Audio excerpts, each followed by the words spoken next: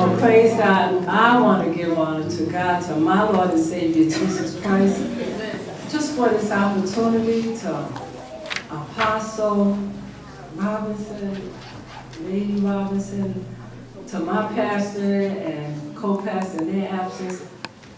I just thank God. Thank God for this opportunity. Your 5th year, grace and favor with their needs. And this is my first time. So y'all just pray for me. I never spoke before.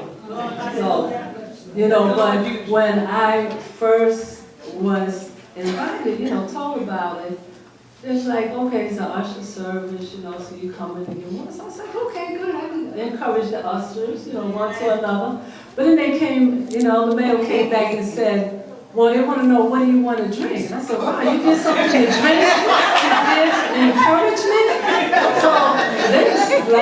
So then she's like, well, no, you bring the word. I said, what do you mean, bring the word? No, you're going to be the speaker. Don't sit in the congregation. No, you sit up front.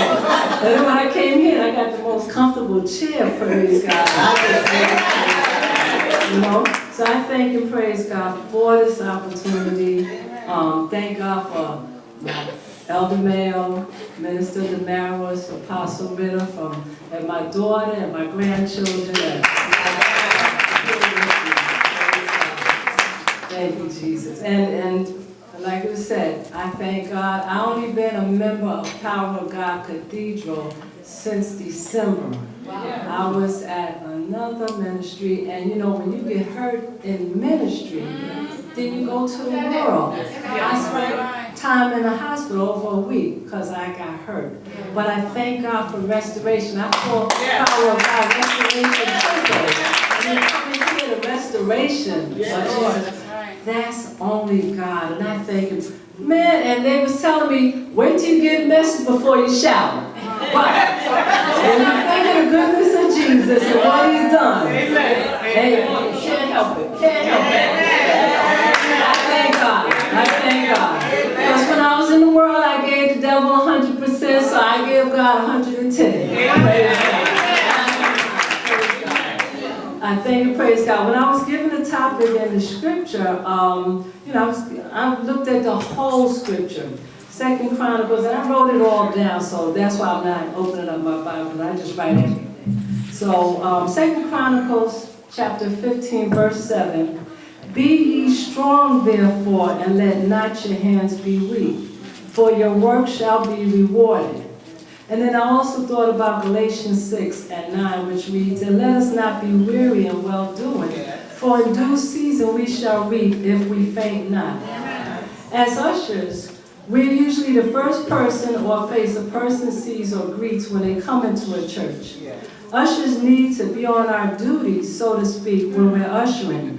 All of us should be welcoming each other when we gather together at the house of the Lord. But if something is needed, you go or look for an usher.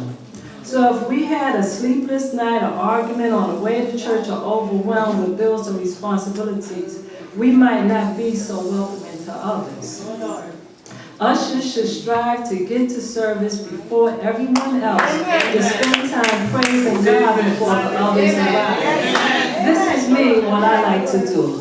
Some visitors will sometimes just come back because of your greeting. And I'm a witness to that. Praise God. And then like it was mentioned before, how in this day and time with so much going on, people coming in, we got to be prayed up. Like we said, to discern the spirits, that somebody come in with a wrong motive, they will be checked at the door. Prayer. And we can go ahead and speak with them, deal with them. A lot of times I was told by somebody not to anoint them, but they allowed me to hug them. So every time I hug you in the name of Jesus, I'm touching you, I'm praying for you. So I just praise and thank God. And then, I think about when 9/11 happened and the churches were overflowing. See, that's getting ready to happen again because of all the desecration against the rainbow and different things of God. So we got to be ready. We got to be on our post, praise God. We got to be prayed up, number one. This scripture was part of a prophecy to a king who went to God for guidance in his battles. We must always remember the battle is not ours, it's the Lord's. Ask God what to do, no matter how big or especially small it seems. God knows the future for your life. Be ye strong, therefore, and let not your hands be weak. So oftentimes we take our hands for granted until we get a pain, smash a finger, burn your hand, or get arthritis in it. But take care of your hands. Don't let them get weak. So you don't want to lift them and praise God. Take care of them and continue to work with your hands. You may have to hold someone else's hand up when they're down, or just hold them up, period. You may lay hands on somebody, praying for somebody. Your hands, you never know. But you're greeting somebody, praise God. Amen. Sometimes you may have to grab someone by the hand to lead them to the Lord. Pull them out of harm's way. The next part of this verse is, for your work shall be rewarded. How many of us like rewards? Not consequences, but rewards. Rewards conjure up a good image. Consequences not so good. Drugs, alcohol, overeating, over-dieting, overworking, etc. all have consequences. But to hear you'll be rewarded sounds good. Rewards, yeah. We used to sing a song, put your time in, payday is coming after a while. As I thought about it, I said, wow, if payday is still coming, thank God. Thank and praise God. All these blessings are tips. All right. Praise God. They are seeds to plant in the kingdom for that abundant harvest one day.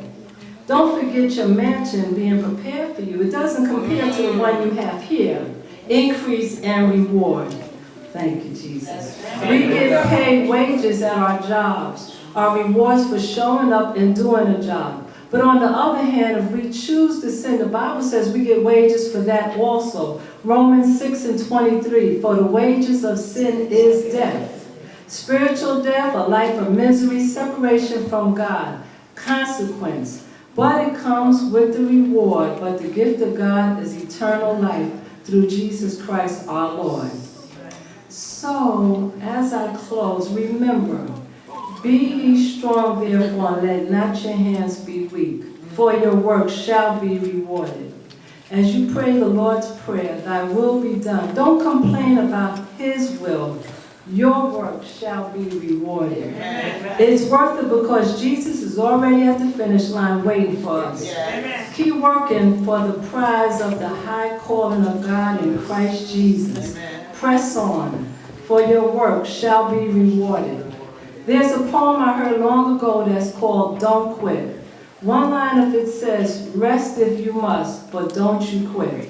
Don't quit, don't stop, don't give up. Catch your breath. Stop for a moment, not a week.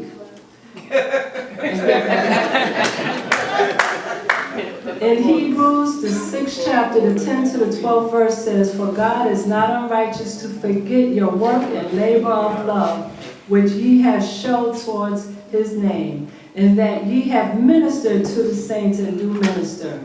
And we desire that every one of you do show the same diligence to the full assurance of hope unto the end, that ye be not slothful, but followers of them who through faith and patience inherit the promises.